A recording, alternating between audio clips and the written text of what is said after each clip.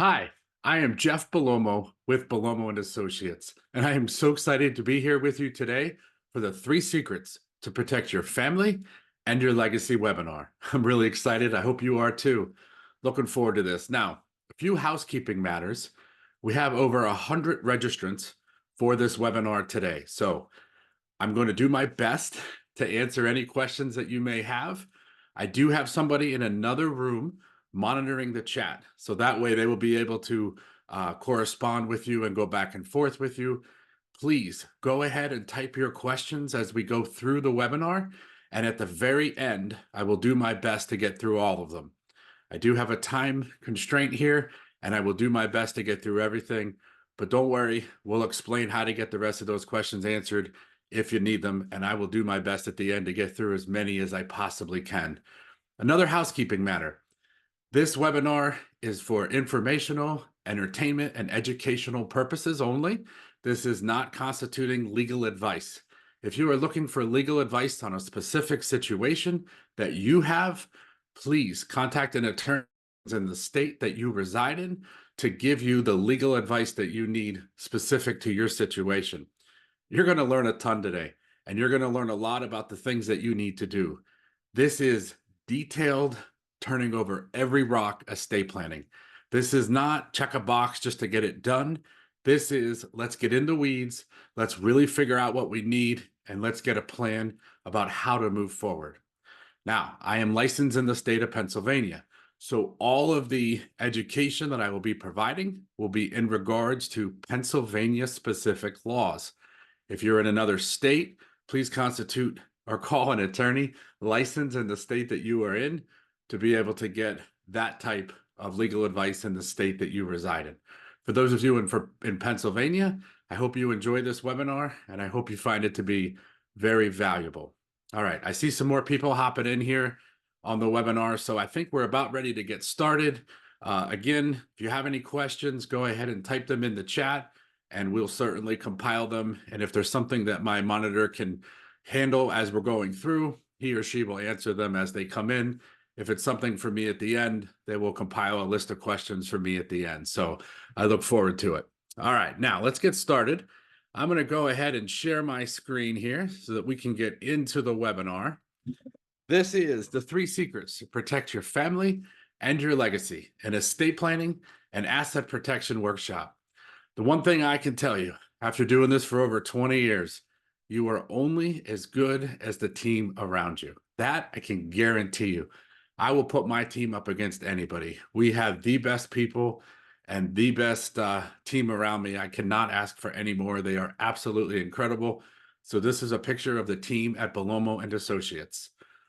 Now, this is a picture of the three attorneys at Belomo and Associates: Carrie Pugh, Jay Metzbauer, and me, Jeff Belomo. We have offices in York, Pennsylvania and Lancaster, Pennsylvania, and we do provide assistance for people all over the state of Pennsylvania, and we can assist anywhere in that state. So two of the best legal technical attorneys that I have ever met. Carrie and Jay are top-notch. They have been with me. We're all pretty much the exact same age. We've all been doing this for a long time, and we certainly hope that we get to see you and help you out as much as we possibly can in regards to your estate planning. Now, Carrie had her own practice for years, and she decided she wanted to come on board with Belomo and Associates and help families in the asset protection, estate planning, and elder law arena. Jay was a sheriff in Baltimore. He got burnt out a little bit, had a dear friend of his, my understanding, has passed away in the line of fire, and decided, you know what, maybe not the best thing moving forward, and wanting to make sure that he was there for his children, and came on board with us right at the end of law school. Actually was kind of communicating with us, and we were in touch. He was coming to a lot of the webinars, a lot of my boot camps that I teach. And then when he graduated, he was like, man, this makes complete sense to join you guys. And so the three of us are loving it. We're helping people, and we're educating in the York, Lancaster, and Pennsylvania areas. A little bit about me. So I'm Jeff. I'm one of the unfortunate ones. 2 weeks before the bar exam, I got that dreaded phone call. Mom was sick in the hospital. We rushed out to Pittsburgh the next morning to find out that she had advanced stages of cancer. The surgeon said, look, we're going to do surgery. We're going to remove her colon. We are going to do some pretty complicated stuff. And then we're going to put her into a chemo, radiation therapies, and it's going to be pretty advanced. And she did get very sick. The surgeon said, you really need to look into options. You need to understand options for assisted living, in-home care, hospice, and long-term care. So right away, we started asking the surgeon questions. Well, how are we going to get mom the care that she needs? How are we going to pay for it? Is dad going to lose the house? Is there something we could have done? Should we have done something sooner? What are we going to do? And the surgeon said, I don't know. I do surgery. You should really talk to an estate planning and elder law attorney. So I went to an estate planning and elder law attorney and I paid $300 for the consultation. And at the end of the consultation, my reply was, well, what are the answers to the questions? And the attorney said, well, you have to pay me for that. So what do you mean I have to pay you for it? I did pay you. I paid you $300. That was to meet with me. If you want the answers and the solutions to the problem, that solution is $15,000. If you step foot out of the office today, you forfeit your $300 consultation fee, to which I left, right? I forfeited my $300 consultation fee. I remember saying to him, well, how am I going to pay you $15,000 when I don't know what it is? I don't know the likelihood of success. I don't know the concerns. I don't know whether it's going to harm my family in any way. How can I possibly pay you without knowing what the plan is? And the attorney said, well, that's what you have to hire me for. All I have is my time and knowledge, and I can't give you that for free because if I do, you don't need me. So I went to another law firm, and what do you think happened? Yeah, the exact same thing. And now I am out $600 and I still don't have the answers to the questions. So I went back to the hospital. I made a promise to my family. I promised my family I will not let that happen. It will not happen when I become a lawyer. I will not let what happened to us in that hospital happen. This won't happen again. Well, said a young, naive 25-year-old, right? What I didn't understand at that point in my life was that it doesn't matter what degrees or what initials you have after your name. I have been very, very, very lucky, very blessed. I did pass the bar. I did get the ESQ after my name. I did become a certified elder law attorney under authorization of the Pennsylvania Supreme Court. I did get an LLM in taxation and estate planning. That's great, right? Having initials after your name is wonderful, except you can't pay bills with initials, right? I promise you, it can't happen. It doesn't work. I tried. So what did I need? The only thing I needed were the initials JOB after my name. I needed a job, and I went ahead and got a job. And when you get a job working in a law firm, what is your job? To make that money, right? And that's what I did. So fast forward to 2009, I'm leaving a meeting with a client, and I still remember this client very well. We still talk to this day. And I put my hand out and I said, well, ma'am, that'll be $300. And I burst into tears because I knew in that moment what happened. I became one of them. I did exactly what I promised my family in that hospital that I wouldn't let happen. And here I was doing the same thing. But I had a job and I had to. It was what the partners told me that I needed to do. And it was in that moment that I knew I needed to leave. I needed to go on my own, and I needed to educate in the area of estate planning and elder law. Now, I talked to many of my mentors and friends and business coaches and said, my vision is I want to educate for free. I want to educate for free so what happened to my family doesn't happen to another family. I'm going to give workshops. I'm going to give all of the knowledge away. I am proud to tell you that you are in the pre-planning workshop, the estate planning workshop. But we also have a crisis Medicaid workshop. So if you or a loved one is going to need nursing home care in the next 6 months to a year, we have a special needs planning workshop. We have a life care planning workshop, and we have administration workshops for after a person passes to be able to administer their estate to get the money to the loved ones that they want to get to. So I'm proud to tell you that I did exactly what I set out to do, which was to educate for free, tell you the costs and the pricing up front. And then if it makes sense for us to work together. Now, at that time in 2009, everybody told me it won't work. There's no way you can do that because you cannot give away your time and knowledge for free. That is all that a lawyer had. And I said, I disagree. I disagree completely. I want to provide the education, build the relationship. So when it happens, if they didn't need it originally, when it happens, they'll probably think of me because they got the education from me. And if not, that's okay. At least I was able to educate so that someone else doesn't experience the same thing. And then I was able to travel the country teaching lawyers. I've trained thousands of lawyers across the country on the legal technical aspects of estate planning and elder law, asset protection, and a lot of the stuff that I'm teaching you today is what I have traveled the country teaching lawyers nationally. And I also coach several lawyers nationally as well on legal technical aspects, as well as running a business. This is near and dear to my heart, and I was able to accomplish what I set out to do, which was to educate for free so that what happened to my family doesn't happen to yours. It's all about family and it's all about education. All right. So I told you we were going to talk about the three secrets. Secret number one, right? It's not just about death and taxes.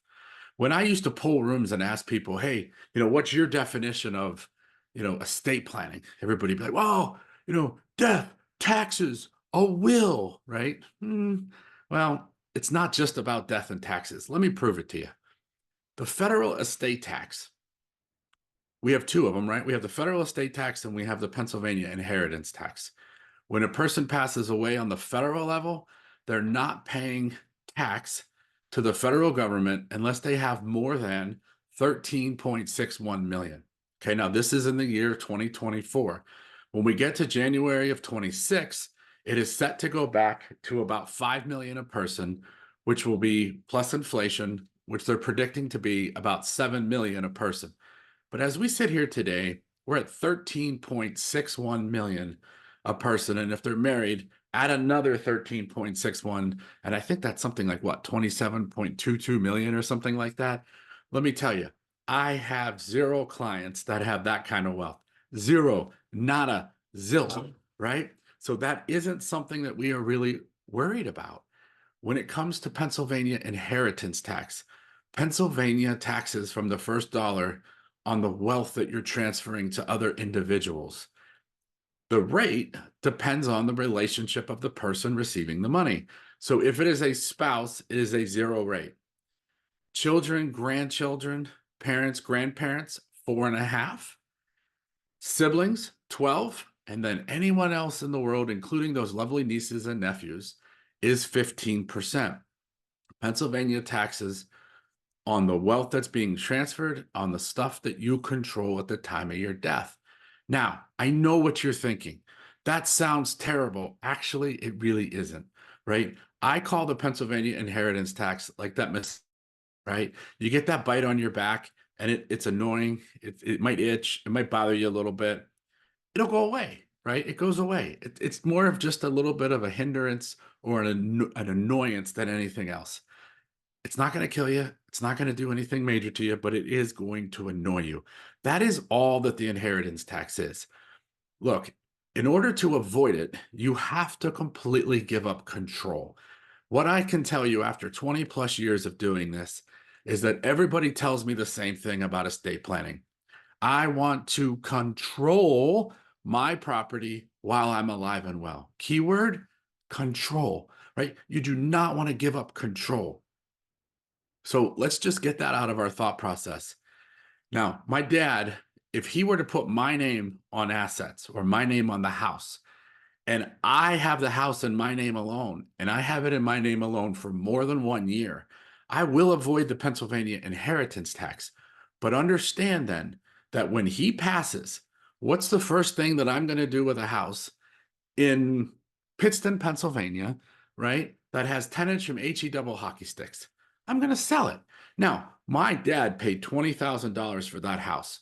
The basis that I receive in that house is $20,000 because that's what he paid for it. All right. Now, yes, I avoided the 4.5% inheritance tax, but when I sell it for 200, what is 200 minus 20? $180,000 subject to capital gains tax at 23.8%, right? Would I have been better off paying 4.5 on 200 or 23.8 on 180, right? We know the answer. And remember, estate planning is about control. Control is the key. If my name goes on everything, I can kick my dad out of the house. I can lose it to a divorce, a nursing home, a car accident. I can have issues and it can negatively impact him. Do not give up control. It is more important to remain in control, get those kids that step up in basis. Because if I get it at his death, whether it be because he had it in his name alone or it was in a trust that he controlled, I do pay 4.5, or the estate pays 4.5% inheritance tax. But now I get that step up in basis. So that means that the value to me is the fair market value on the date of death. What is 200 minus 200? Zero. That's what I'm paying in capital gains tax. So would I rather pay 4.5 on 200 or 23.8 on 180, right? You know the answer. It is not better for you. It is not better for your kids for you to give up control and put their name on it. Absolutely not. We want to remain in control, and we can do that ways and get what we want to get out of it. So it's not just about death and taxes anymore. That is not what we're concerned with, right? Now, digital assets. Remember those old days where people were at auctions or they were in the house after a person died and they would be literally fist fighting over photo albums, right? We're not fighting over photo albums anymore. Now we're fighting over who has the passwords to the online accounts, who has the passwords to get into the photos or to pay the bills or to get access to the money or anything that is requiring a digital password. That's what we're fighting over now. The days of the old photo albums have changed.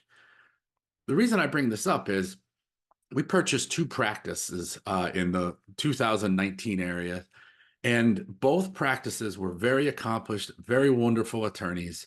And what I learned was that the forms that they used in 1982 were the same forms that they used in 2019. Now, that is not uncommon. That is a very common practice among lawyers. But here's the problem. Were there digital assets in 1982? Not really. Was asset protection really a thing in 1982? No, not really, right? So most documents, specifically powers of attorney, are not what they need to be. They don't provide the language that they need to provide. And one of the biggest things that we need to figure out is how are we going to pay for healthcare costs? It's the biggest threat to our family. We don't even know it's coming. Now, I know this might be a little hard to read, but this is a bill from 2022, and I believe it's from January, of an actual client whose spouse went into a long-term care facility. Now, the average cost for 1 month in a long-term care facility in the state of Pennsylvania, according to the Department of Human Services, is $14,676 a month. Now, if you look closely at this bill, you're going to see a lot of stuff.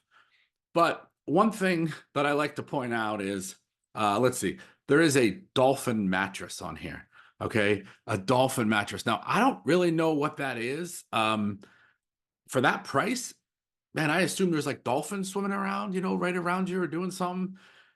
It's crazy. This bill for a month and a half is $27,741. So I want you to envision that you are getting your mail and you're standing over your garbage can, okay? And you're getting your mail and you get that utility bill, you put it in the pile. You get the junk from the other elder law attorneys. I'm just joking. You throw it away, right? You get junk or spam, you throw it away. You get a bill, you put it aside. Now, what happens when you get this bill? Right? This bill is for 27,000. Those other bills can come right out of your checking. Maybe you got to dip into your savings. For this bill, where are you going? Where is it coming from? I mean, eventually, you're probably going to have to start digging into your retirement accounts. Well, you start digging into retirement accounts, it's not costing you $14,676 a month. Now it's costing you close to 20 grand a month when you pay the taxes. So we have to figure out how we're going to pay for it ahead of time. Okay. Now here's the problem. The problem is that our system is broke, right? There are three major ways that we can pay for long-term care. VA benefits. Now, this is not the workshop to talk about VA benefits, but there is a benefit that is called aid in attendance. Now, aid in attendance used to be a very viable option for veterans who served 90 days, one day of which was active wartime. But the VA pretty much eliminated that and made it so difficult to obtain. And if you want to get it, you have to use trust that you can't control and you have to pay higher trust tax rates. We're not into any of that. So, for the most part, this webinar is not going to cover those VA benefits for two reasons. One, we can address that privately, but two, they're really not viable anymore anyway. So we don't want to spend a lot of time talking about something that is virtually impossible to get.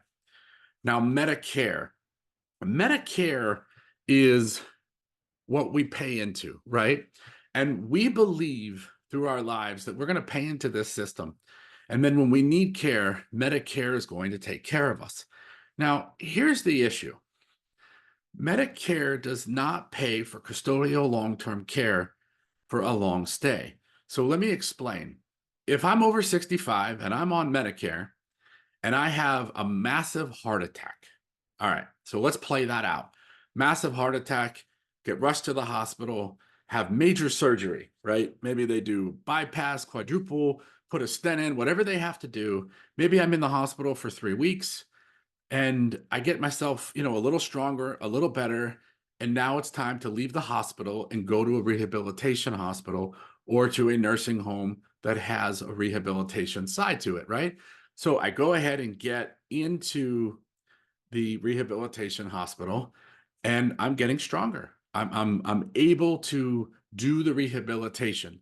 Medicare will pay up to 100 days of the rehabilitation, assuming that I was admitted to the nursing home for 3 consecutive midnights. Now, I did say admitted, and I'm not going to go into in this workshop the difference between admitted and under observation, but let's just assume that I was admitted. Let's assume that they're going to pay up to 100 days. Let's say I make it to day 75. I get stronger. They paid for my care. I head out and I'm going to go home now because I got stronger. I got better and it's time to go home. Okay, so that worked out pretty much the way we expect. And you know what? If I had a supplemental policy, I probably didn't even have copays. I probably had nothing out of pocket, paid for the surgery, paid for the hospital stay, paid for the rehabilitation. So that is what we hope. That is what we think of when we think of what's going to happen when we need long-term care. All right. Now, let's say that I have a massive stroke. Oh boy. Oh boy. All right. I get rushed to the hospital. I go under major surgery.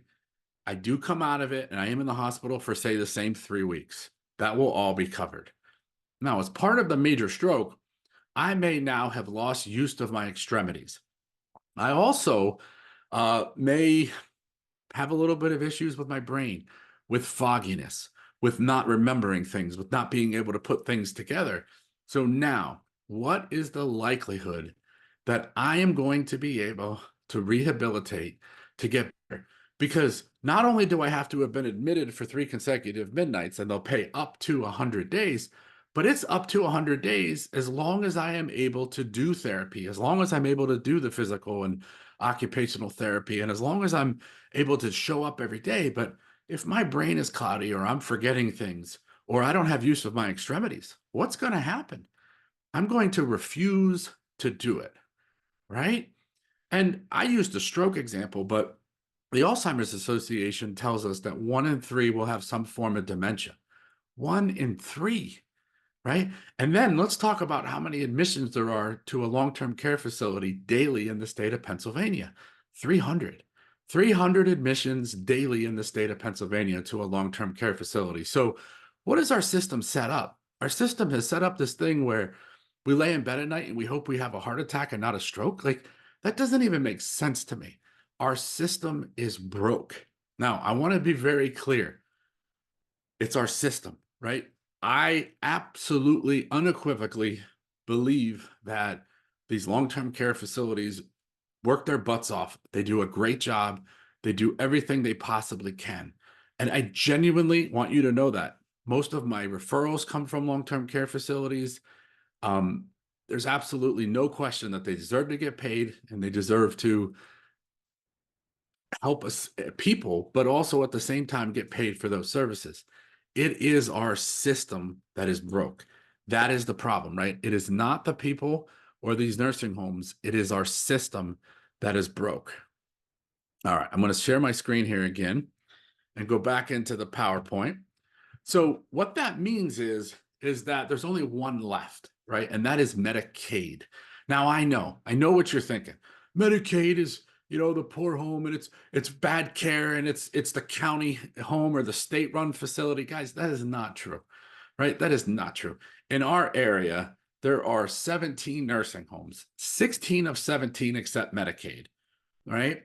And the only one that doesn't, my understanding is that they are in the process of being able to accept it as well. Why? Because our system was set up for us to qualify for Medicaid. The government never expected us to be able to pay $15,000 a month forever, right? That wasn't the way the system was set up. That was never the expectation.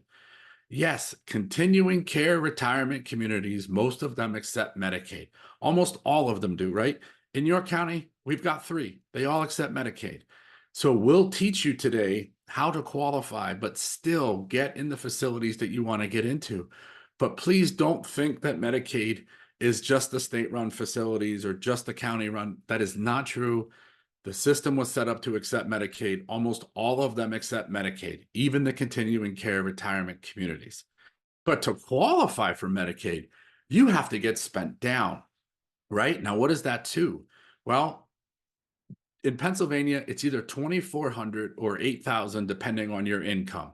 But for the sake of this webinar, because this is our pre-planning workshop, so we plan in 2 types, right? Pre-planning and crisis planning. And notice the V goes away from each other. There's a completely different workshop dedicated to crisis planning. And if you or a loved one are in a home or will need a long-term care facility in the next 6 months to a year, please call the office and get the webinar for the crisis workshop. We are focused on pre-planning today. We are on the left side of the V. So because we're on the left side of the V and we're in a pre-planning context, let's say that we're going to need to be under $2,000 of assets to qualify for Medicaid. And what counts? What assets count for Medicaid? Checking, yes. Savings, yes. Money markets, yes. Cash value and life insurance, yes. Right? If it's over $1,000, it counts in cash value. So the short answer is everything counts. My retirement account, yes, it counts, right? Essentially, everything counts. And I know what you're thinking. Oh, Jeff, I know that you can exempt the house with the intent to return home. Okay, well, let's talk about that. If we're under $2,000 and I exempt the house with the intent to return home, who's paying the carrying costs? Who's paying the utilities? Who's paying the taxes, right? All of that has to get taken care of. The kids often pay for it. And why do the kids pay for it? Because they think what's going to happen when mom or dad dies. They think they're going to get it. But the truth is, the state of Pennsylvania has a right to estate recovery to get paid back up to the amount of care that was provided for assets that are in the individual's name alone. So if I have the house in my name and my kids were paying all the taxes and the utilities and I was qualified for Medicaid, at my death, the state still has a right to get paid back. So did I actually keep the house and give it to the kids? No, because that lien gets paid back first. Now, with married couples, let's do this kind of big picture, right? The basic rule is we know for me to qualify, I have to be sent down to $2,000. Now I have a wife and my wife is at home. So we know that I can transfer the house to my wife. Now that house is protected for my wife from my nursing home, but it's not from hers, right? If she ends up needing long-term care, It is absolutely not protected. It's only protected from my nursing home. So we don't want to count on me not dying first or having an issue first. We want to do something proactively. But for the sake of the conversation, let's say we transfer it to my wife. Now, my wife gets to keep half of the rest, but no more than, let's call it 155,000. Let's use a round number for the sake of today. All right. So we know that she gets to keep the house, she gets to keep the car, and she gets to keep her retirement account. Whose retirement account? Hers.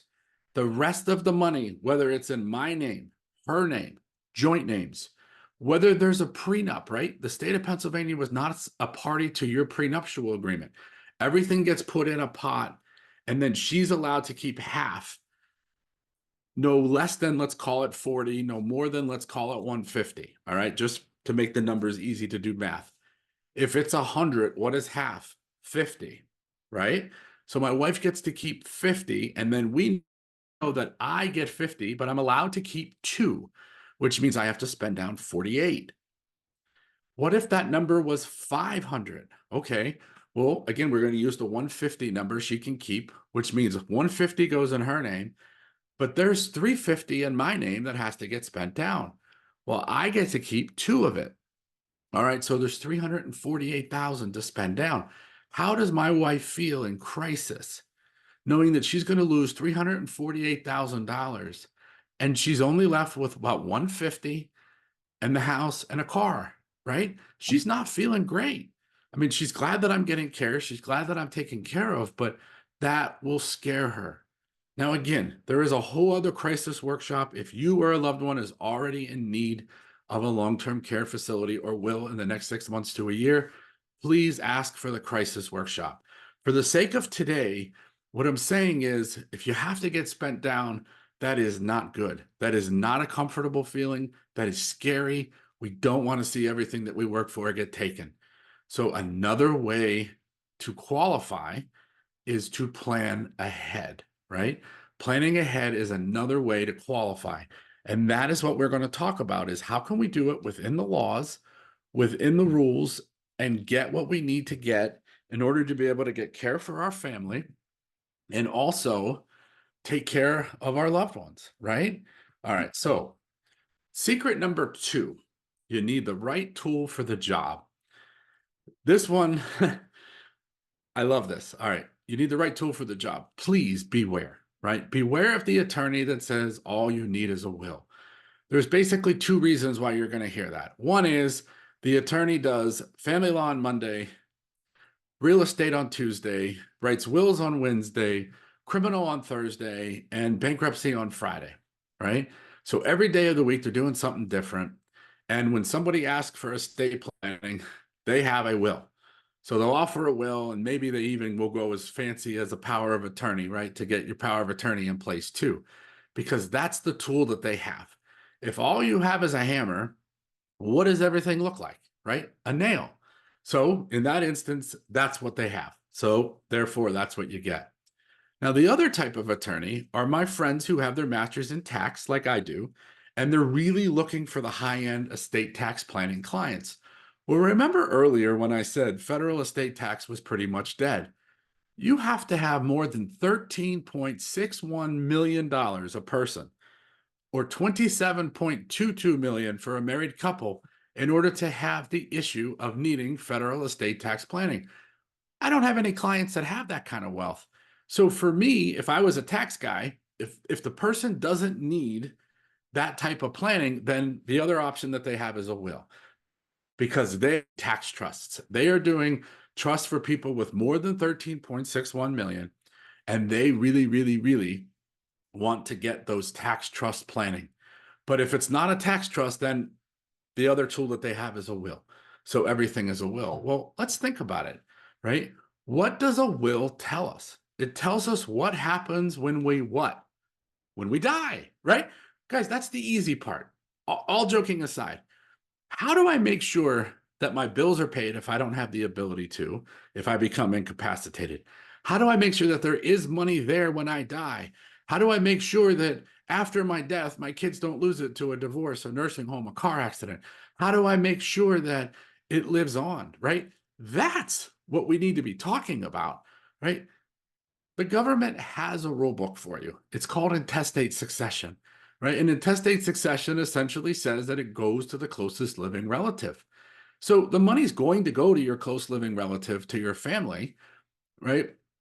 But I mean, probably not going to be where you want it to go or the way you want it to go. But there is a rule book that provides what happens at death. I think that's the least important thing. There's so many other things we need to be concerned with, right? How do we make sure that we qualify for benefits? How do we make sure that the planning in the documents provides for digital asset planning? How do we avoid probate, right? Who are the only people that really win in probate? Lawyers, right? I totally acknowledge it. I totally agree, right? People ask me all the time, Jeff, why do lawyers charge on average 5% in probate? I, I don't have a great answer, right? And some of you are probably saying it right now because you can. Yes, there's a Pennsylvania Supreme Court case that says that lawyers can charge an average of about, let's call it 5% in probate to administer the estate. And therefore, what do most lawyers do? They do it because they're allowed, because there's a case on point. Now, I agree. Let's avoid probate. I agree with you. I'm all on board with it. Let's get out of the probate process. Let's avoid the high costs. Let's avoid the lawyers getting the money. Let's avoid the state getting the money. I agree. But we have to do it correctly. And the problem is nowadays, people are doing it incorrectly and people are getting hurt, right? What is the way that most people are avoiding probate? They're beneficiary designating everything to the loved ones. Now, let's think about that. If I beneficiary designate everything to my son, for example, not long after my death, my son receives the money, right? So that part's great. And he has it in his bank account. So what does he assume? It's his. About 8 months after I pass away, he's going to get a love letter from the Department of Revenue saying that you owe inheritance tax on that money, right? Pennsylvania taxes everything other than life insurance.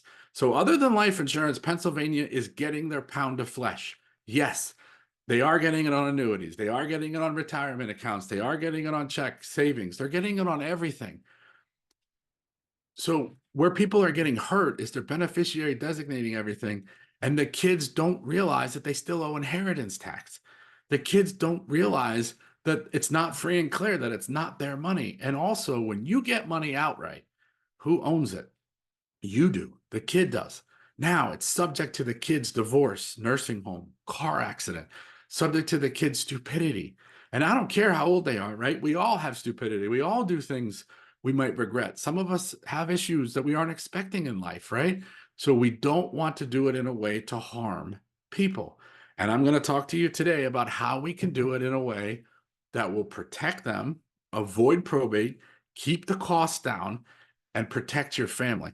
That's what we're here. We're here to turn over every stone to make sure that we're really evaluating how can we put the most complex plan together to protect our family.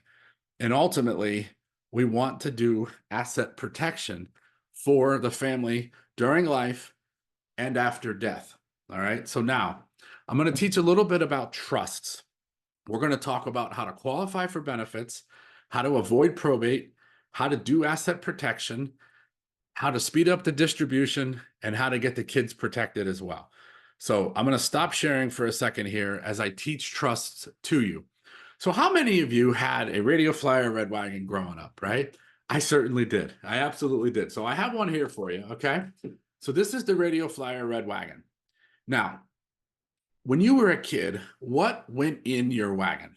Whatever you wanted. G.I. Joe figures, right? My sister made me put her Barbie dolls in. Rocks, whatever you wanted, that's what went in your wagon as a kid. Well, let me introduce to you your wagon as an adult, right? It's your trust. These boxes in the wagon is your property, is the stuff you own, is the stuff that you want to keep close to you to make sure that you're the only one pulling the wagon. So just as you were a kid and you'd pull that wagon along with all your stuff in it, as an adult, it's the same thing with your trust. That's what's most important to you. A trust is a legal contract between three parties, okay? the grantor, the person who creates it, the trustee, the person who controls it, and the beneficiary, the person who receives it. All right. It's a legal written contract between those three parties. And the way that I teach it is, imagine that the trust document is attached to the handle of the wagon. So we have the document right here. It tells us who the parties are. It tells us what the relationship is between the parties. All right, now let me just kind of take a step back. If this house is owned by Jeffrey and Whitney Bellomo, who can live in the house? Jeff and Whitney. Who can sell it? Jeff and Whitney. Who can buy another one? Jeff or Whitney. As long as they live in it, 2 out of 5 years is their primary residence, they avoid the capital gains tax up to the capital gains tax exemption amount, right? Okay, so that's what it is today. Do we all agree? Yes? Okay, good. Now, let's take the deed to the property. Jeffrey and Whitney Bellomo, trustees of the Bellomo Family Trust. What did I just do to the deed of the property? I put it in the trust. So who owns the property? The trust. Who controls? Jeff and Whitney. Remember, trustees of the Bellomo Family Trust. So the trust owns it, but Jeff and Whitney control it. All right, attached to the handle is the trust document. The trust document says that Jeff and Whitney can live in it, Jeff and Whitney can sell it, Jeff and Whitney can buy another one. And as long as they live in it, 2 out of 5 years is their primary residence, they avoid the capital gains tax. All right, so how are we doing, right? Are we getting it? Okay, good. So what is different? Nothing. When it's out here, it's exactly the same as when it is in the wagon. It's the exact same result. There's no difference. We can live in it, we can sell it, we can buy another one. All right. There are a lot of different types of trusts, a ton. For today, I'm going to teach you some basic principles of trusts so that we can kind of get through the workshop and kind of understand what it is that we might need. The most common ones, revocable and irrevocable, right? Those are the two most common types of trust. Now, I want to say this. I am not going to use that I word again. All right. I'm not going to use the I word again. That's the last time you're going to hear me use that I word. Now, let me teach you trusts. So if it's revocable, Whitney and I can reach in, grab the assets, and walk away with them. All right. Now, what did I just do to this wagon? I emptied it, right? The wagon is empty. There's nothing in it. Because who took it? Jeff and Whitney did. A revocable trust means that we can revoke it, we can take everything out of it, we can nullify it, we can do whatever we want with it. Debtor-creditor law says that whatever I have direct access to, so too does my creditor. So revocable trusts are not used for asset protection. Revocable trusts are only used for probate avoidance. All right, that's it. Not for asset protection. Why? Because I can reach in and give it right back to myself. Now, again, remember what we said earlier. Probate avoidance is a good thing. I want to avoid probate. Revocable trusts are a tool that a lot of people use when they have stuff in different states. If I own property in Pennsylvania, Maryland, and Florida, in my name alone, where must I go through probate? All 3 states. If they're currently joint in all 3 states, but my wife dies, it transfers to me, and now I still have to go through probate in 3 states. So there are a lot of people who use revocable trusts to avoid probate so that we can get out of that process. But one of the advantages is that then in the revocable trust, we can do asset protection after death for the spouse, for the kids. And we'll come back to that in a few minutes. But that's one of the advantages of using trust during life, whether it be revocable or another type, so that we can protect assets after death as well. So the revocable trust will be used for probate avoidance during life. And then after death, we can protect assets for our loved ones, for our spouses, and for our kids. All right, now, Jeff, what is the other type of trust? Now, remember, I said I wasn't going to use that I word anymore, right? What's the I word? Yeah. I'm not using it, right? What people think of when they think of trusts, they think of tax trusts. The trust from the late 90s, when the federal estate tax limit was only $600,000 a person, everybody had to do that I word tax trust, the irrevocable tax trusts, to get the money out of their estate. But that type of tax trust to get money out of your estate requires you to not be in control, to pay higher trust tax rates, to have no say over what happens to the money. It is not what we want. Currently, we can have more than, or as long as we don't have more than 13.61 million, we don't have a problem. And for a married couple, 27.22 million. We do not need to worry about those tax trusts. Forget about the tax trusts. And the reason I'm not using the I word is because if I use that I word, you're going to go research that I word and you are going to find everything about tax trusts. We're not talking about tax trusts. This workshop is for people with less than 13.61 million or less than 27.22 million. We can do those other trusts. Certainly, if you have more than that, you call our office and we'll meet with you one-on-one if you have more than that. But if you have less, then we are not teaching them. This workshop is not about them. I am not going to teach that concept whatsoever, okay? Not at all. So what I'm going to call this, I'm going to call it an asset protection trust. That way, it just symbolizes what we are getting, which is asset protection. All right, now, how do we get it? Well, we know from revocable trusts that we can give it directly back to ourselves, right? So with an asset protection trust, once I put the deed to the house in, Whitney and I agree that we're not going to take the deed and put it directly back in our names alone by ourselves. Meaning, we're not going to take the deed and just put it right back in our names. But you say to me, well, now, Jeff, hold on a second. If you can live in it, if you can sell it, if you can buy another one, why would you and Whitney ever need to put the deed directly back in your name if you use an enjoyment of it? And the answer is you wouldn't. You absolutely wouldn't, right? So one of the things that I always say is estate planning is all about control and access. It is not about ownership. Did you hear that? It is not about ownership. We were taught the American dream was to own a home. And I disagree. Because if I own it outright, who can take it? Anyone in the world. The American dream is, how about I'm the only one that can pull the wagon along? I'm the only one that has the key to the house. I'm the only one who can sell the beach property, sell the rental property. I'm the only one who can do the things that I want to do. I can live in it. I can rent it out. I can do whatever I want, but if I want to sell it, I can sell it. I can buy another one, but nobody else in the world can touch it. Now, isn't that the American dream? It is. The problem is we were always taught ownership, ownership, ownership. It's control, control. That's the key of it. Do Wendy and I really care that we don't own this house if we control it? No. We can sell it. We can buy another one. We still get the capital gains tax exemption. We still get the step up in basis on our death to our kids. So there's no harm from a tax perspective or from a control perspective or from a use perspective. We get everything we want from it, but we don't take the risk of it getting taken.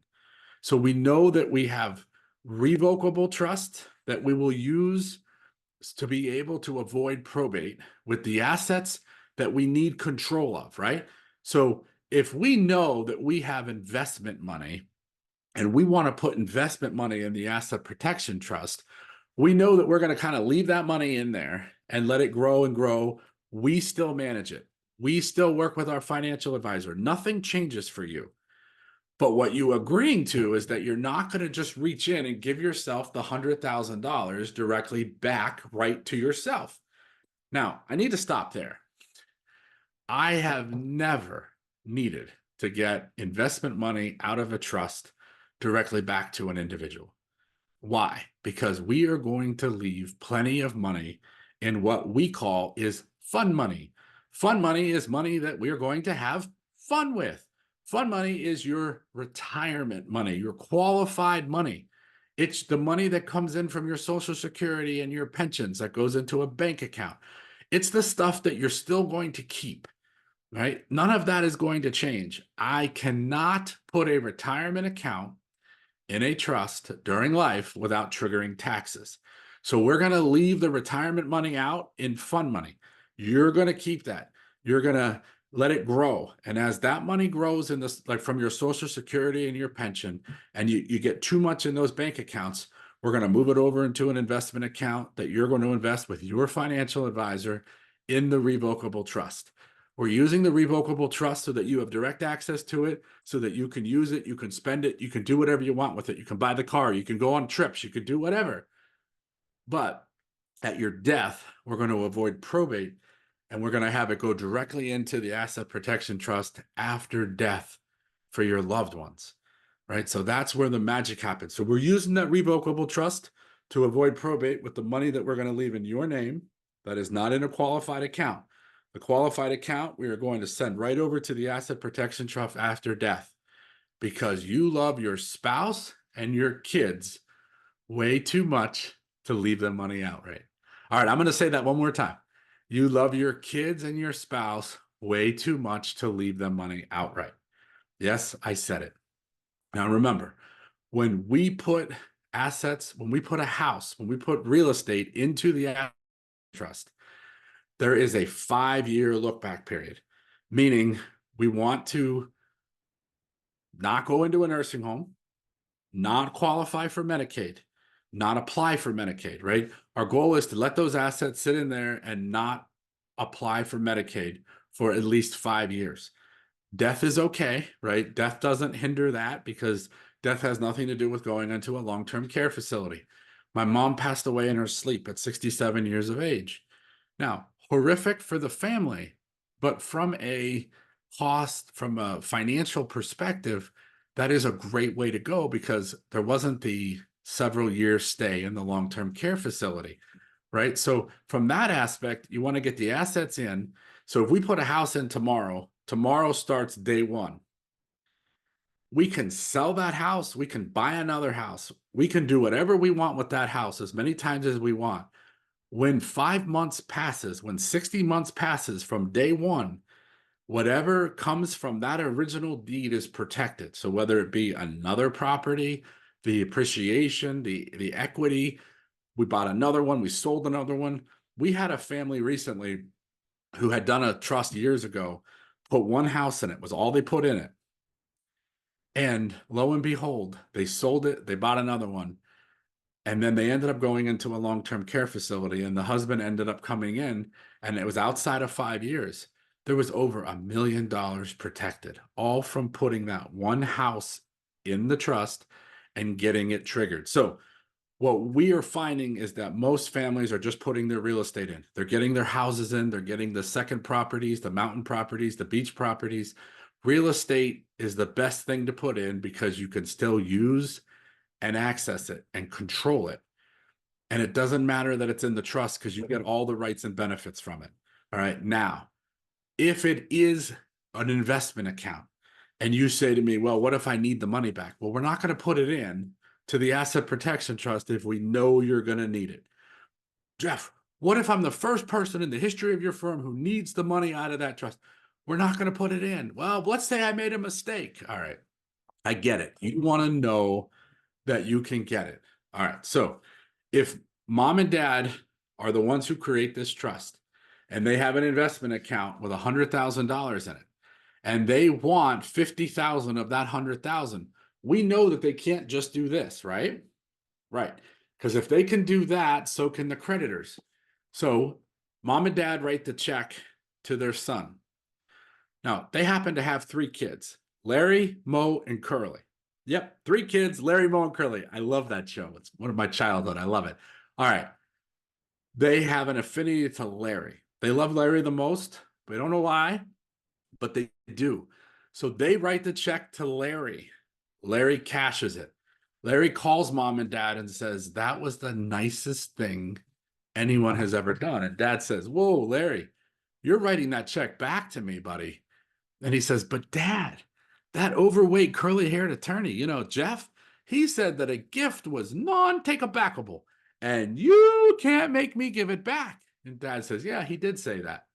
But he also said that I can change any of the terms of the document, including who gets it, when they get it, how they get it. So, Larry, you, my friend, won't be getting anything. I'm going to go into that lawyer's office. I am going to write you out of the document, and you're going to get nothing.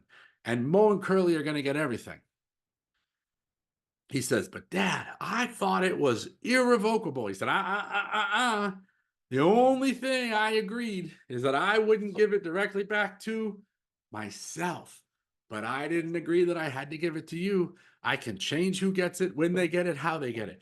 That's why I'm not using the I word, because you can change it. You can change the terms. The only thing you can't do is give it directly back to yourself. But you can write the check to Larry. Now, we're not going to get in the weeds on tax concepts today. There's no reason. But please understand something. I don't have any clients that have more than 13.61 million. And I don't have any married couples that have more than 27.22. And I don't have any children that have more than 13.61, or married couples who are children who have more than 27.22. And as long as that is true, I can get 100% of the money out of that trust back to you tax-free. 100%. Yes, you're going to hear crap about $18,000 annual exclusion gifts, but the truth is, during your life, you can give away 13.61, and your spouse can give away 13.61. So if you don't have anywhere near that, then it doesn't matter. We won't have a tax consequence. The penalty for not filing a gift tax return is the percentage of the tax owed at your death. What is any percentage of zero? It is always what? Zero. Which means for 100% of my clients, I can get 100% of the money out of that trust back to mom and dad tax-free.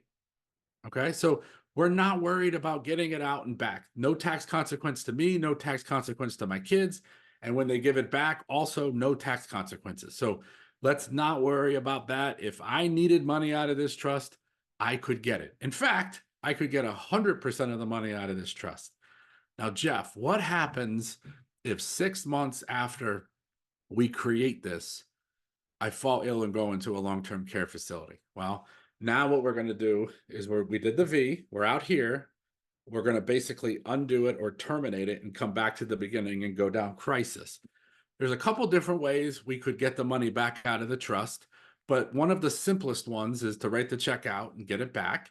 If we're not comfortable with that, the beneficiary, under the Uniform Trust Code, which is what governs these things, can terminate the trust. They can agree to have the trust terminated.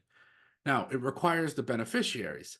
Well, gee, Jeff, what if I have 3 kids and only one's going to cooperate? Well, then we're going to write the other 2 out, and we're going to name the one who will cooperate, and we're going to terminate it. It's easy. I don't want to get in the weeds on that, but suffice it to say, if you fall ill in 6 months, we do have a mechanism to undo it or to terminate it so that we can go down crisis and still protect money for your family. You're not taking any risk. The only risk is you spend a little bit of money on the trust planning, and then we end up having to go down crisis. But that 5-year look back, the older we get, becomes much harder to meet. When is the best time to do this? 5 years and 1 day before you need long-term care, right? Well, the second best time is now, because we don't know when that's going to be. All right, Jeff, you mentioned a comment earlier that you love your spouse and your kids way too much to leave them money outright. Can you go into that a little deeper? You've talked about it a little bit, but I need to truly understand it. All right. One of the common things that a lot of people will do is just, non-probate beneficiary designate everything. So if I non-probate beneficiary designate everything to my wife and I die, who gets it? She does. Okay. With that said, that's the way that a lot of financial professionals, accountants, bank tellers will tell clients to do it, to avoid probate, to keep the costs down, to avoid the lawyers, which I totally agree with, but they're not doing it the proper way, as I mentioned. So I used to manage water parks. All right. I hate measuring chlorine and pH, and I mean hate, right? So every spring, what does my wife want? She wants a pool. And what do I tell her every spring?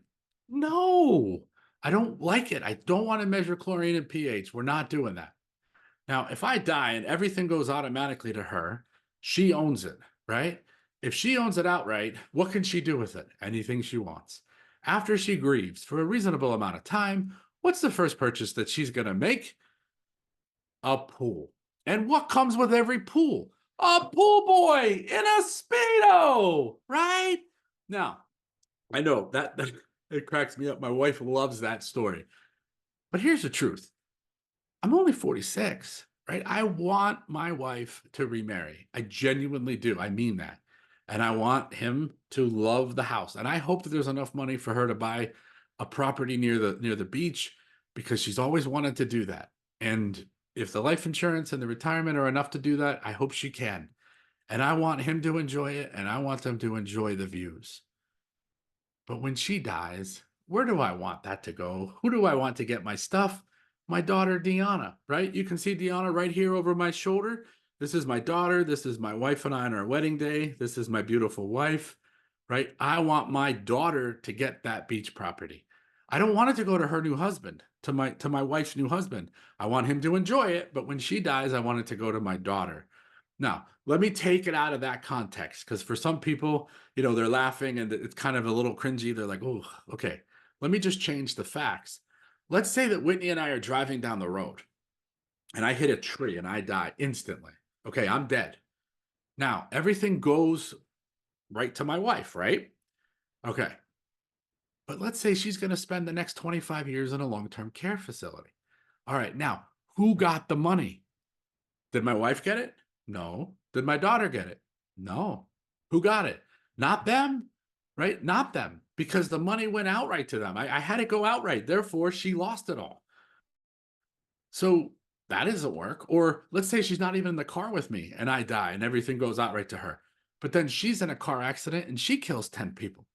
She doesn't get it. My daughter doesn't get it, right?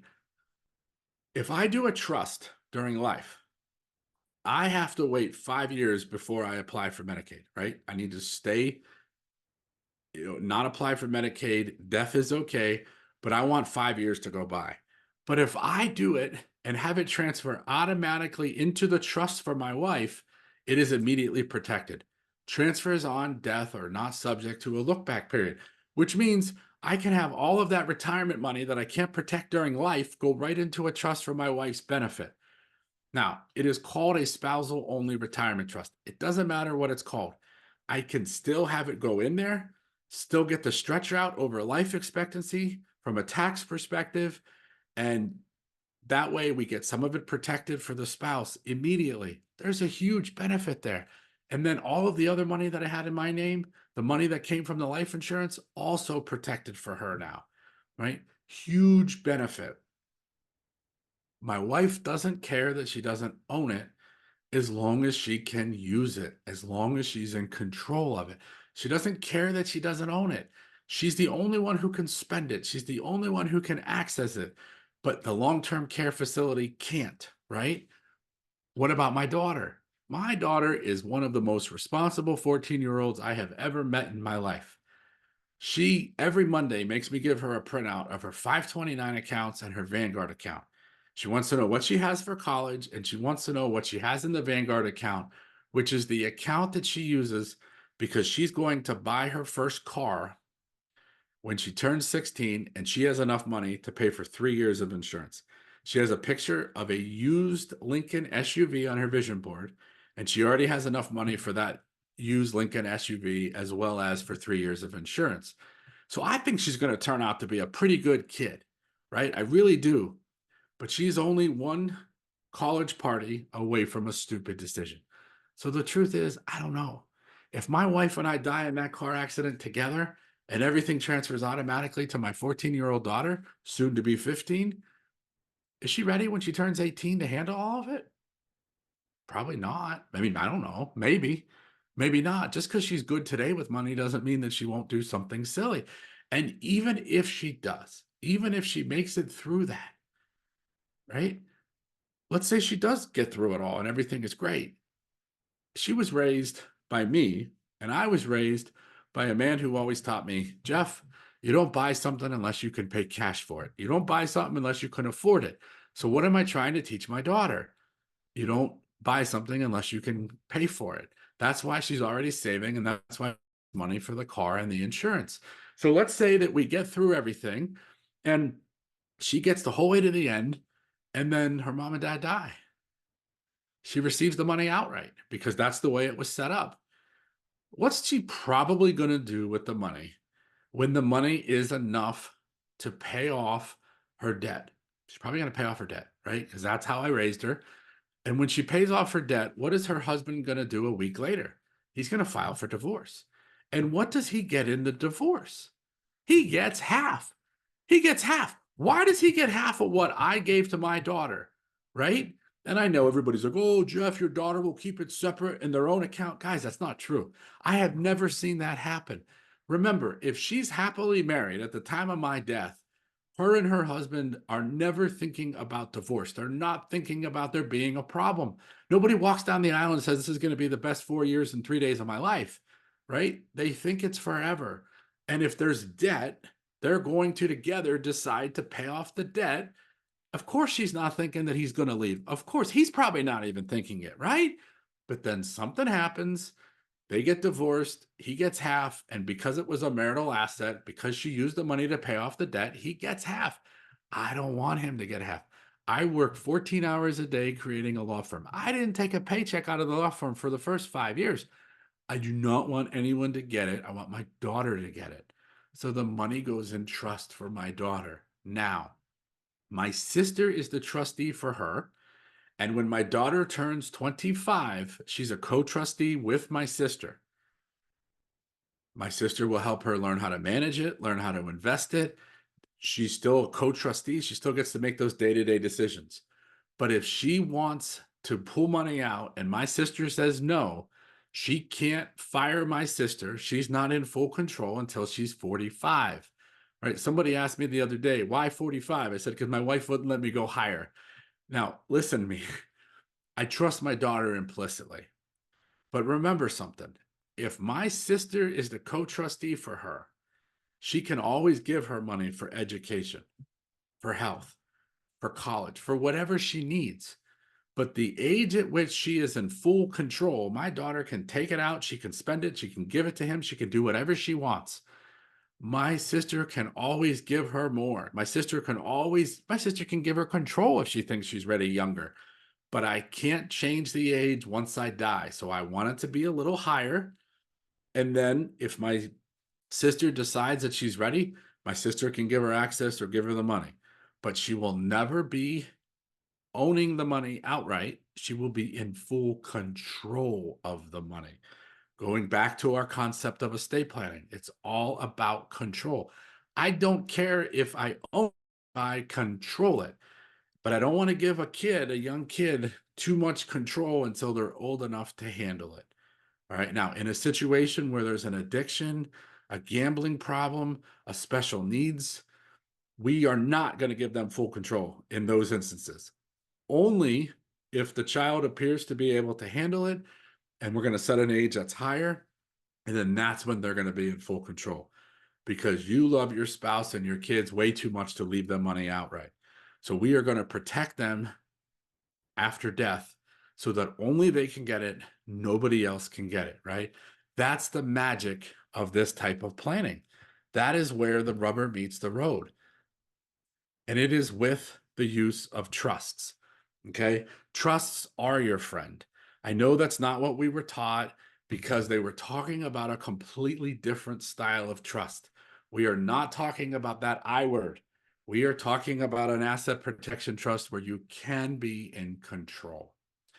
All right. Secret number 3 is that most estate plans fail. All right. We have to define what is a successful plan before we can really go any further. So, what is a successful plan?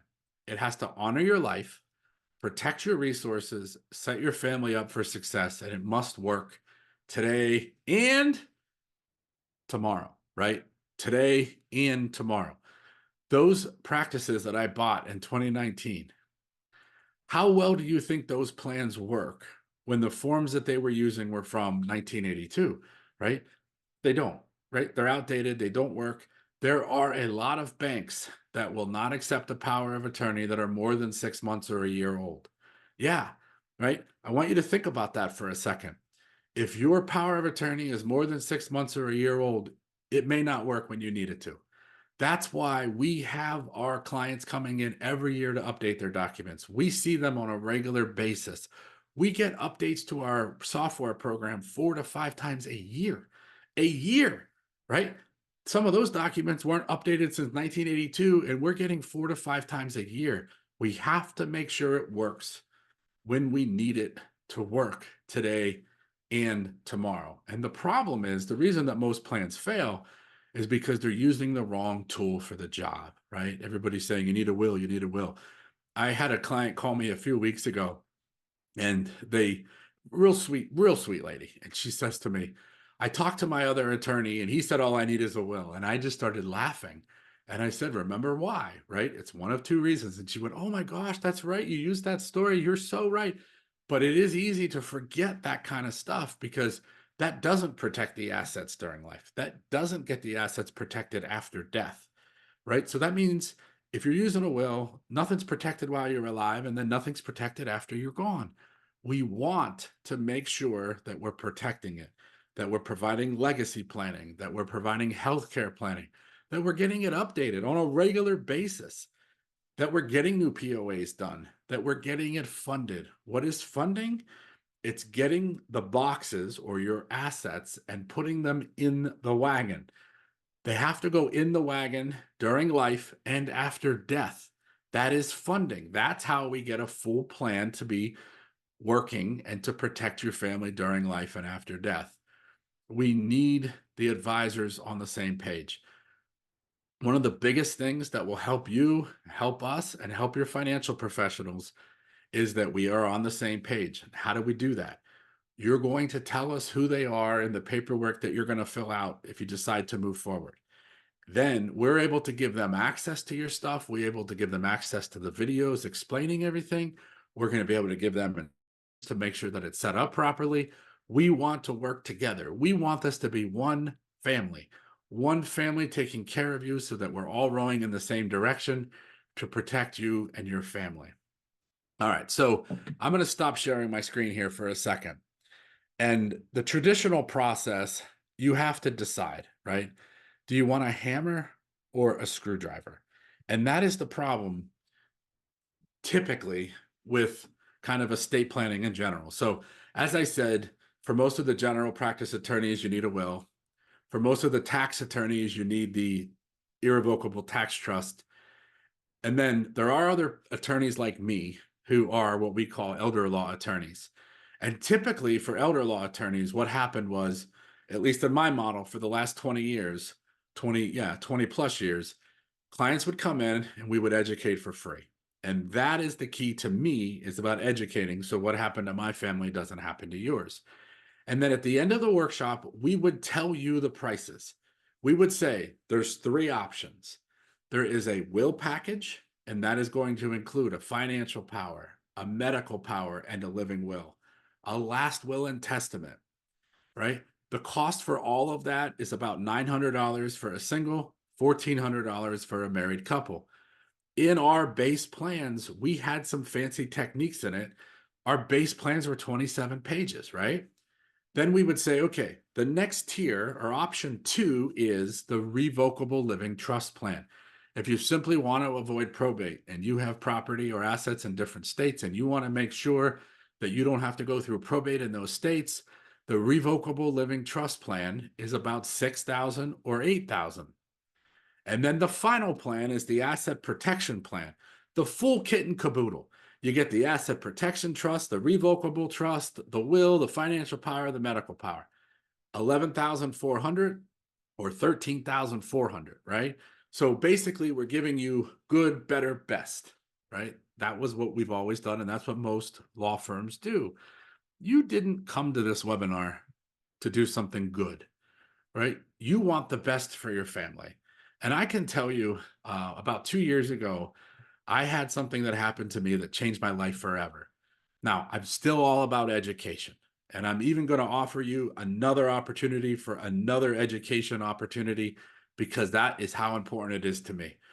But this client came into my office about 2 years ago, His name is Chip. Now I changed it to protect the innocent, right? But Chip had seen me over 10 years ago, actually 12 years ago, but originally 10 years prior to that time when he came in. And he said, "Hey, do you remember me?" And I said, "You know what? I do, sir. I do. I don't remember exactly what you did." And he said, "Well, I came to that workshop. And in the workshop, you quoted the prices. You gave me the good option, the better option, the best option. You gave me those three options. And then you said, look, I'm going to give you a free consultation." And I came in and met with an attorney one on one. And then in the free consultation, they quoted the same three options. They gave me a sheet of paper to take home and they said, "Tell us what plan you would like to do." He said, I didn't, I got confused. So I asked for a second free consult and you gave it to me. And I asked for a third free consult and you gave it to me. And the financial advisor was there. And the advisor was like, "Yeah, he just kept wanting free meetings because he couldn't decide." Now, let's be honest. What was the only thing he heard? What's the only thing you heard, right? What's the only thing you heard?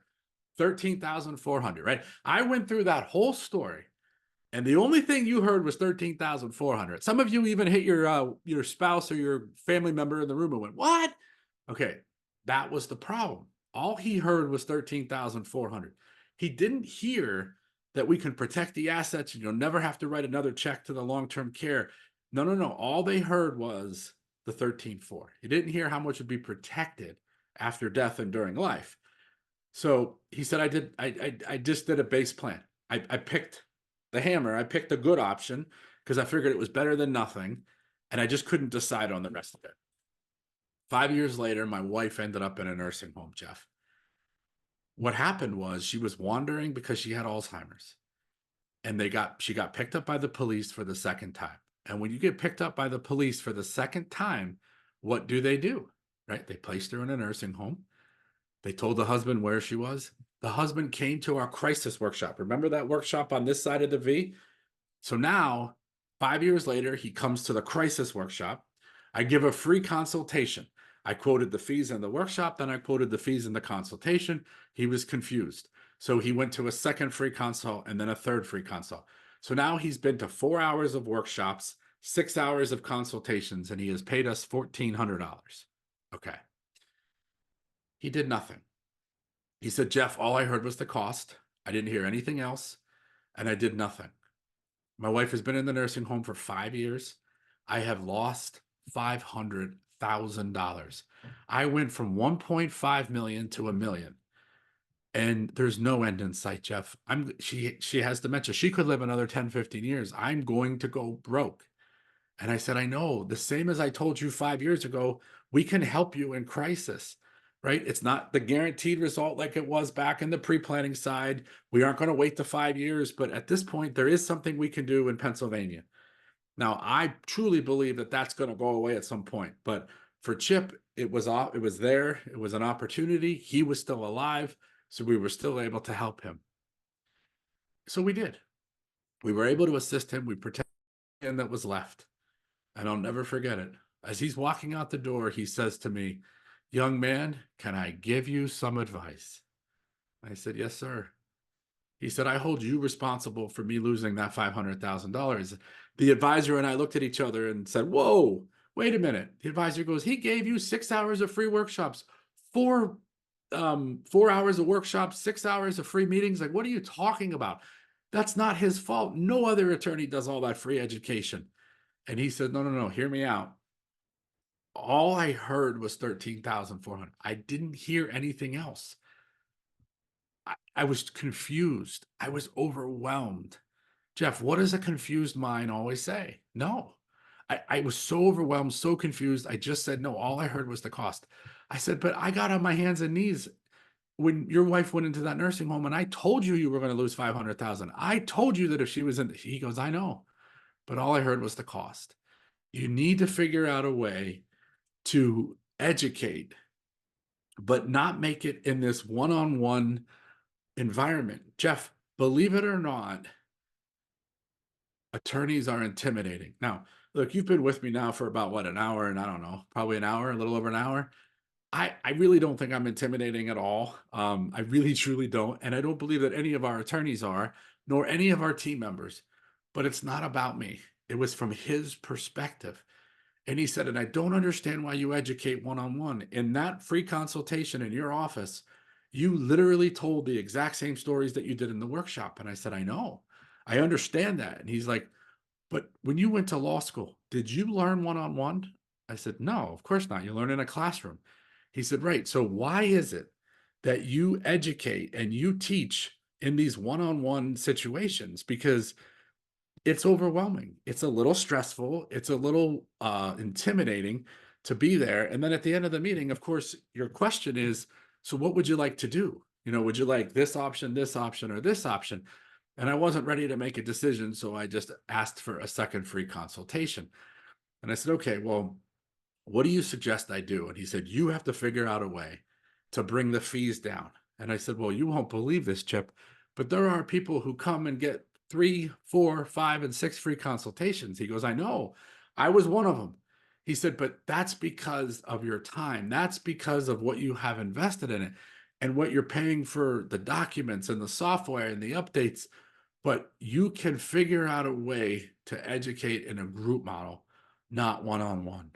And I said, holy cow, that was 2 years ago. Now, I want you to know we still offer the old option where you can come in for the one-on-one meeting with the attorney.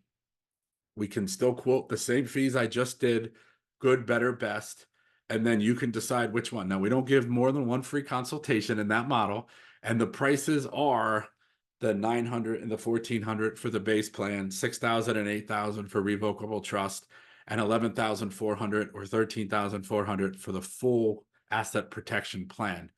So we still offer that.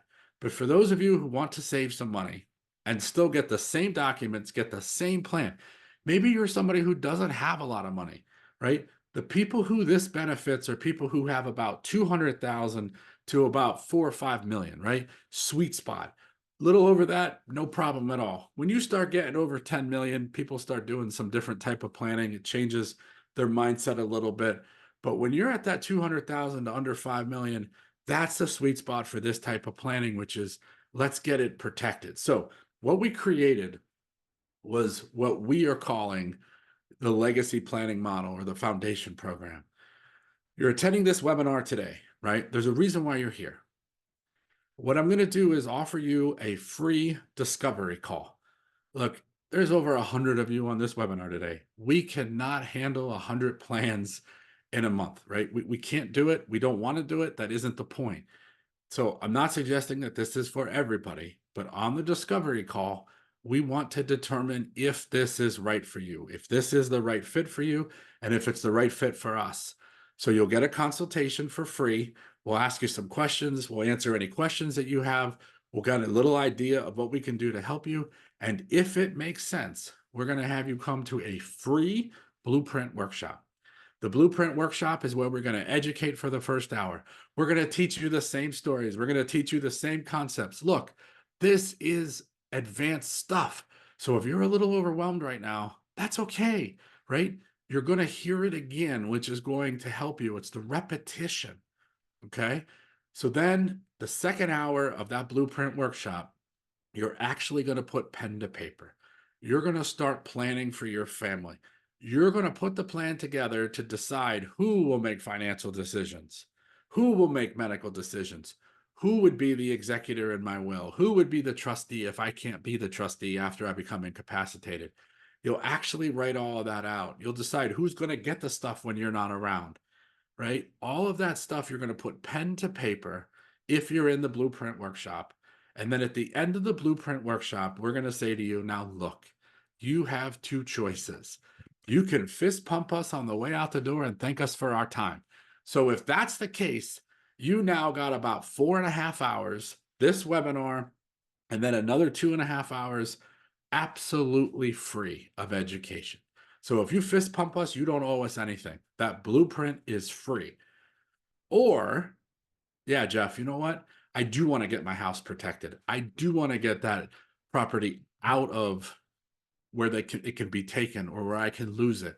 I absolutely do. Okay.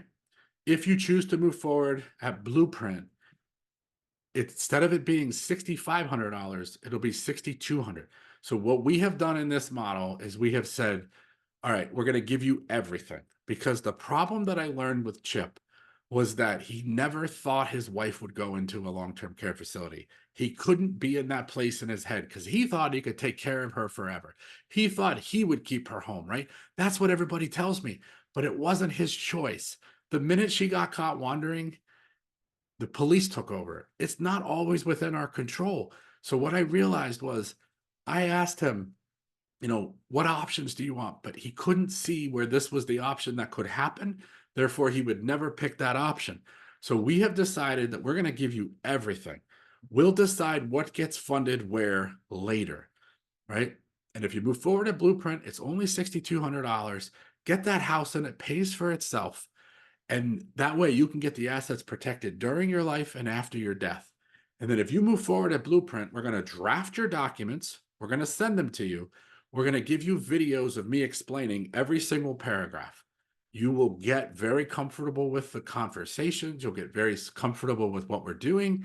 And then you're going to come in for the one-to-one attorney review meeting. In the one-to-one attorney review meeting, you're going to ask questions of the attorney. You're going to make changes. We're going to talk about funding, what goes where, all the details of your plan. Maybe there's some stuff that's unique to you that we want to discuss privately. That is the opportunity to do all of that. And you will also pay the second half of the $6,200 at Blueprint, or at the one-to-one meeting. You'll pay the first half at Blueprint, the second half at the one-to-one attorney review meeting. Then we'll get the documents signed in the implementation workshop. Well, then we'll start talking about funding, that process, who the funding coordinators are, what you can expect in funding. And then we are going to provide support for you to make sure that we get it funded. We're going to work with your advisors. You're going to keep your assets with your financial planners. You're not moving them. We have nothing to do with that. So that is the process that we're talking about here. But it all starts with this discovery call. We will not know if we're going to be able to help you, if you're a fit, or if we're able to assist. But the result is a fully loaded toolbox. We give you every tool, we give you everything in it so that you have the tools in your tool belt or you have the tools in your toolbox to be able to plan now and after death to protect your assets during life and after death. So you get everything. Jeff, 6,200. Is that for husband and wife? Yes, right? You're paying for the plan.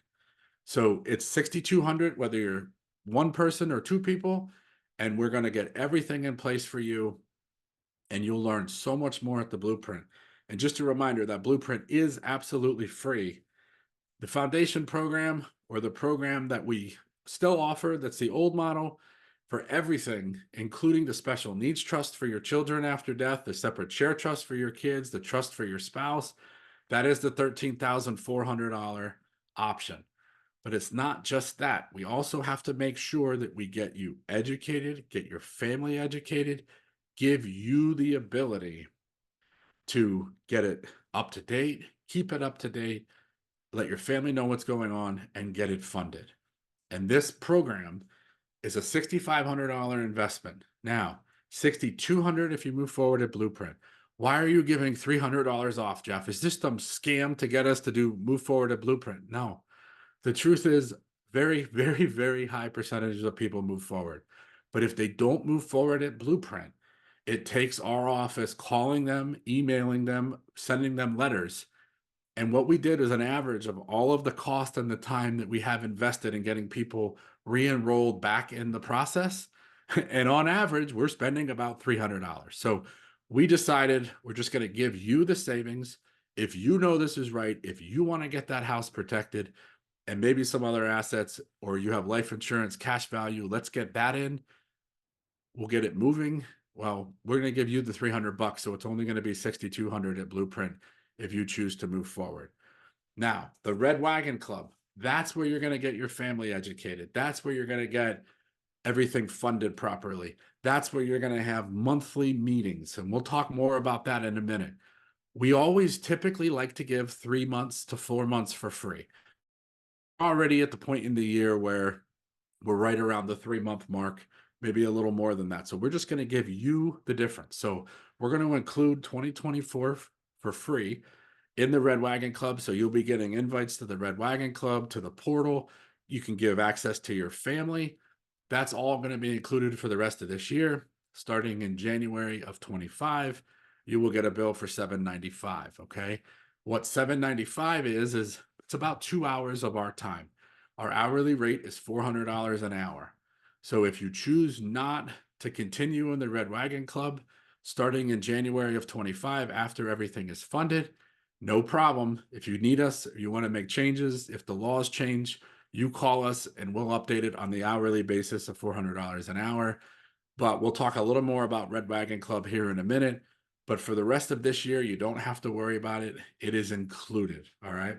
So the Red Wagon Club, this thing got started about 15 years ago, and it was created by our clients, right? Our clients created it. They wanted a way to be able to make changes on a regular basis, to know when the laws changed, to come in on a regular basis getting educated in different areas of estate planning and elder law, and they didn't want to pay for it. And I said, well, I love to educate for free, but there is a point in time where we need to be able to get paid for some of our time. So I said, look, maybe there's a way we can do this. And about 15 years ago, we created our maintenance program, which we are calling the Red Wagon Club. All right. You know how I feel about red wagons. You saw that today. So we're calling it the Red Wagon Club. And we offer monthly speakers that come in every month to our Red Wagon Club members. We have yearly maintenance meetings where I'm describing all of the changes in the law. One of the advantages of me teaching nationally is that I'm teaching and talking to attorneys from all over the country, and they're telling me what's happening in their states. Well, when something's happening and it gets to Wisconsin or it gets to Ohio, it's coming, right? I'm very proud to say there have been numerous changes that occurred in our law that I knew ahead of time, that my maintenance families had their changes done ahead of time. And before it got to Pennsylvania, they already had it. They were already ready. So it didn't matter because we knew ahead and we had them in teaching them. At that maintenance meeting every year, we have them update their powers of attorney. I want to get new powers of attorney every year signed because I don't ever want to take a chance on a bank saying that it doesn't work. We are giving you access to your portal, which gives you access to your documents, to the onboarding videos. You can give your advisor, you can give your family access to the portal, to the videos, right? We want to keep people informed. We want to keep your professionals informed. We have newsletters that go out. We have picnics. We have family functions. You know, the amount of time and resources that we invest into the Red Wagon Club members is incredible because that's our family. That's who believes in us the most. And I always tell people, look, if you're seeing us every month and you're hanging out with my wife and my daughter and my parents and our all of our team members and their families, well, you're either going to like us or you're not. And if you don't, you probably won't be in the Red Wagon Club. But if you do and you stay in it, then we build a relationship. We are 3 times more likely to get referrals from our Red Wagon Club members than we do from anyone else or from any other source. Why? Because we see them, because they get to know us and trust us and like us. When we're calling you when there's changes, when we're updating the documents and telling you to just come in and sign, there is a great peace of mind knowing that it's going to work today and tomorrow when you need it. And one of the other perks is that there is a 1% fee guarantee on the back end, meaning on average, most attorneys will charge about 4 to 5% to administer an estate. Our Red Wagon Club members get a 1% fee guarantee. Okay. That is a huge savings. Guys, think about it. If there's $1 million of assets, that's a difference between paying 50 grand and 10,000. And it's a contract in writing and you can get out at any time. How do you get out? Just don't write us the check in January for $7.95. And I had a friend of mine who didn't write me the check this year in January. And he called me in February and said, I'm surprised you didn't call me. And I said, well, why is that? He goes, well, I didn't send you the check for the Red Wagon Club. I figured you'd be calling, begging me to come back in. And I said, begging you? He said, well, yeah. I said, why would I want to beg you? You have to pay $400 an hour now every time you want to make a change or every time the laws change and I need to call you to have you update stuff. I lose my shirt on the Red Wagon Club. That is not a moneymaker. What that is it's a referral way to get referrals. It's a way to build relationships. It's a way to really get to know families. He was like, holy cow. He's like, I just figured it was some money grab. My hourly rate's $400 an hour. $7.95 a year for the Red Wagon Club and then giving a fee guarantee. We recently had an estate that we made 8 grand on because they were in the Red Wagon Club. It would have been $90,000 and they had only paid $7.95 for 1 year to be in the club. So no, the club is not where we're making money. We're making money on the referrals. We're making money on the relationships that we are getting.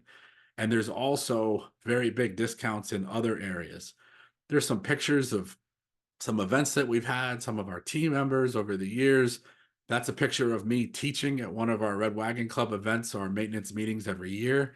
This is our portal. This is where we have every event that we give is recorded in the portal, every workshop in the portal, describing the documents in the portal. Again, you can watch it. You can give access to your loved ones, to your family, to your professionals.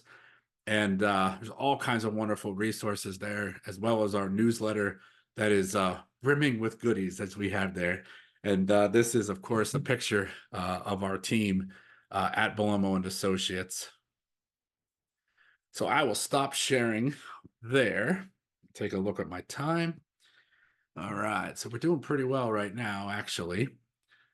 All right, so just a reminder, what I'm going to do here is I'm going to start taking some questions from the chat. We still have over 100 registrants, 100 participants on the webinar here. So there's a lot of questions. I kind of figured that might happen.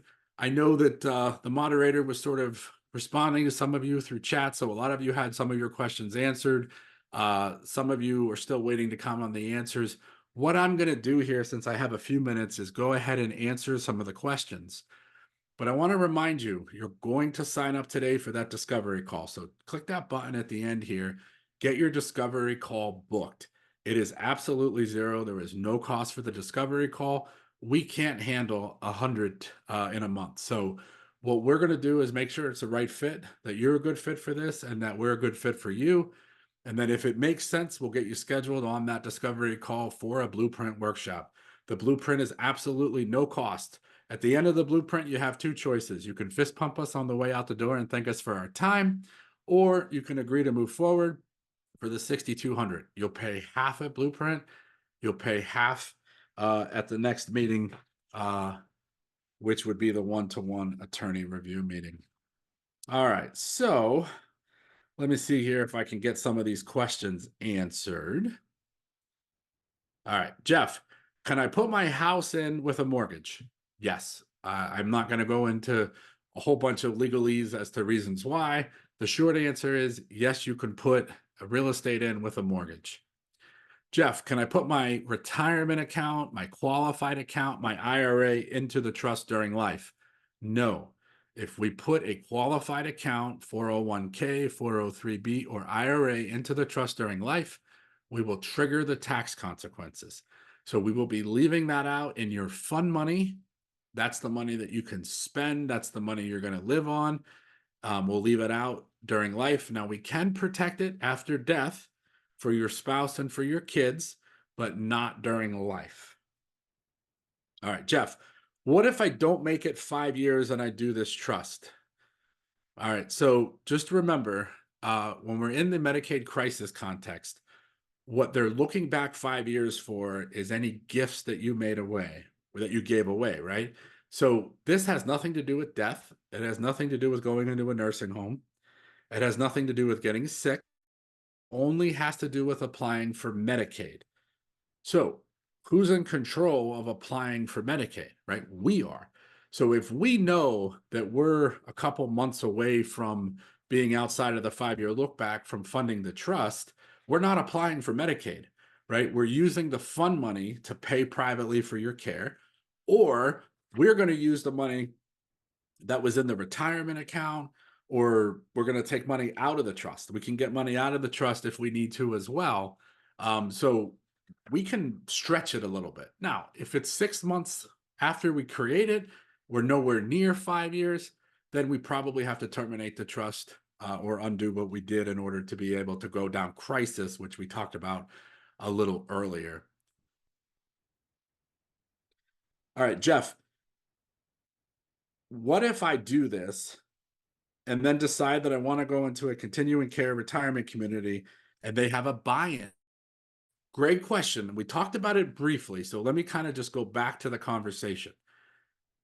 With a continuing care retirement community, a lot of them have buy-ins and you need a minimum amount of money to be able to get in. But remember, with this plan, we are leaving fund money out. We're leaving your Social Security and your pensions. We are leaving your retirement accounts out. We're going to leave potentially other money for you to live, and we might put it in the revocable trust, right? So there will be money that you're going to have direct access to. So for a lot of people, there tends to be more than enough money to get into any continuing care retirement community. Locally, most of them are around 300 to 350,000. So a lot of times the retirement accounts will be that. So we're able to just put the excess in, get the excess protected. So it's okay if you want to go to a CCRC. This does not mean that you can't do this. It just means that we have to be very strategic about what we leave in your name or what we leave in the fund money, right? So that's not an issue, but it's definitely something that we will talk about in funding. Now, funding doesn't happen for weeks, right? It's after you've signed, it's after we've moved forward. So the thing you have to decide at Blueprint is there a house? Is there something I can protect? If I don't have a home, is there, about 150 to $200,000 of investable assets that I can protect to make this worthwhile? You'll be able to ask those questions on your discovery call. That's what we're trying to determine if putting you through the blueprint makes sense for you and for us. And those are the questions that we will be able to take care of. All right, Jeff, you said it, but I want to confirm. Fair enough. Confirm that I'm not creating a tax problem for my kids if I give them money. No, you are not. Okay. You are not creating a tax problem for them. You are not creating a tax problem for you. If you have more than 13.61 million, we're doing a completely different plan. And remember, I have never had to get money out through the kids back to somebody because we had to. We always leave more than enough money out. We're not going to create this plan if you're going to bankrupt yourself. We're not doing that. So, yes, confirmed, you are not creating a tax problem for your kids. Can I put insurance into this trust? Absolutely. The Asset Protection Trust can absolutely have insurance. In fact, what I always say is the first asset that should go in is your real estate, whether it be your primary residence, your rental properties, your mountain properties, your beach properties, best asset to go in. Second best asset to go in, life insurance with cash value in it. Absolutely, life insurance policies can go in 100%. Jeff, I'm 85 years old. Is it too late? No, guys, there's no age that has a problem. There's no age limit on these. It's not about the age that you are. It's about your health. It's about where you are in your life. We have 102-year-olds who have a trust, who are still in it, who are doing really well, and who have been able to make it. So age itself is not a determining factor. And then the reverse question that was asked later that I see down here is, what if I'm only 55? Is it too young? No. Especially now that we have created this model where the price point is much, much less. We have a lot of 40 and 50-year-olds putting the house in. Now, that may be the only asset they put in to start, but they want to get that 5 years going as to the primary residence. So 85 isn't necessarily too old. 55 isn't necessarily too young. What I would say to the 85-year-old or anybody is, do you think, based upon what you know today, that you'll be able to pay for your care, that we wouldn't have to apply for Medicaid for at least 5 years? Remember, it's not about you getting sick. It's about us applying for Medicaid in that 5-year look back period. So if we know we have enough money left out in fund money, then we know we can get through the 5 years. So we really have no worries. We can do it at any age. So that's just something else to think about there.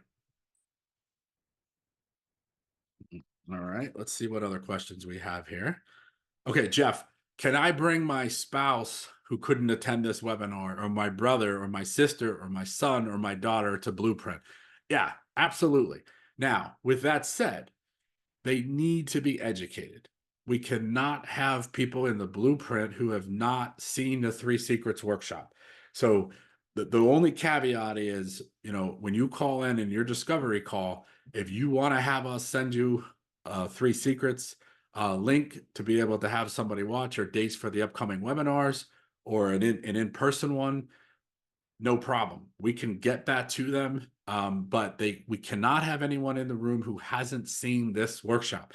So as long as they've seen this workshop, anyone is welcome. We certainly would love to have them, no problem at all. But they just have to have seen the 3 secrets. Just let us know on the discovery call that you want someone to attend who was not here. We will make sure that they get the links that they need. Can you review all of the docs in the plan one more time? Yeah, so with this plan, you're getting everything. You're getting the financial power, the medical power, and the living will, the last will and testament, the revocable trust, and the asset protection trust. You're getting the whole thing. That way we can tie the whole plan together. We can make sure everything is protected after death as well. So that was the review of all of the documents.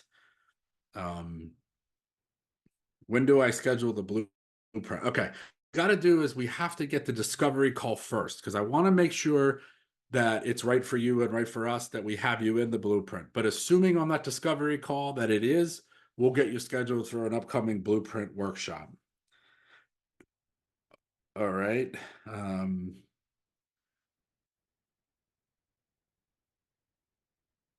right. I think I covered most of those. Let me check my time here.